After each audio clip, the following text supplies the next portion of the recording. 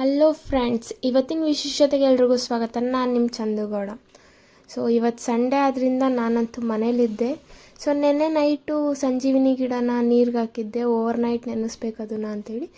So ನೆನೆಸೋಕ್ಕೆ ಅಂತೇಳಿ ನೀರಿಗೆ ಹಾಕಿದ್ದೆ. ಬಟ್ ಆದರೆ ಅದು ನನ್ನ ಎಕ್ಸ್ಪೆಕ್ಟೇಷನ್ವರೆಗೂ ರೀಚ್ ಆಗಿರಲಿಲ್ಲ. ಸರಿ ಅಂತ ಹೇಳ್ಬಿಟ್ಟು ಇನ್ನೊಂದು ಸ್ವಲ್ಪ ಹೊತ್ತು ನೀರಲ್ಲಿ ನೆನೆಯಲಿ ಅಂದ್ಬಿಟ್ಟು ಅದನ್ನು ಹಾಗೆ ಬಿಟ್ಟು ನೆಕ್ಸ್ಟು ಕಾಫಿ ಕುಡಿಯೋಣ ಅಂತೇಳಿ ಕಾಫಿ ಕುಡಿಯೋಕ್ಕೆ ಬಂದು ಅದ್ರ ಜೊತೆ ನಮ್ಮ ಬ್ರೂಚ್ ಕೋಕೋನೂ ಸ್ವಲ್ಪ ಆಟ ಆಡಿಸ್ಬಿಟ್ಟು ನೆಕ್ಸ್ಟ್ ನಮ್ಮಮ್ಮ ಹಂಗೆ ಒಂದು ಸೆಲ್ಫಿ ತೆಗಿ ಅಂತೇಳಿ ಹೇಳ್ತಂತ ಹೇಳ್ಬಿಟ್ಟು ಸೊ ನಾವು ಕೂತ್ಕೊಂಡು ಸೆಲ್ಫಿ ತೊಗೊಂಡು ಆಮೇಲೆ ನಾನು ರಿಟರ್ನ್ ಬ್ಯಾಂಗ್ಳೂರಿಗೆ ಬರಬೇಕಿತ್ತು ಇವತ್ತು ಅಂತೇಳಿ ಸೊ ರೆಡಿ ಆಗಿಬಿಟ್ಟು ನಾನು ಬ್ಯಾಗ್ನೆಲ್ಲ ಪ್ಯಾಕ್ ಮಾಡಿಕೊಂಡು ಸೊ ಮನೆಯಿಂದ ಹೊರಟು ನಮ್ಮ ಕೋಕೋ ಬ್ರಿಡ್ಜ್ಗೂ ಬಾಯ್ ಹೇಳಿ ಸೊ ನಾನು ಮನೆಯಿಂದ ಅಂತೂ ಹೊರಟೆ. ಮನೆಯಿಂದ ಹೊರಟು ಬಸ್ ಸ್ಟ್ಯಾಂಡ್ಗೆ ಹೋದೆ. ಬಸ್ ಸ್ಟ್ಯಾಂಡ್ಗೆ ಹೋಗಿ ನಮ್ಮೂರಲ್ಲಿ ಬಸ್ ಕಾಯೋದು ನೀವು ನೋಡಿದ್ದೀರಲ್ಲ ಹಳೆ ವೀಡಿಯೋದಲ್ಲಿ.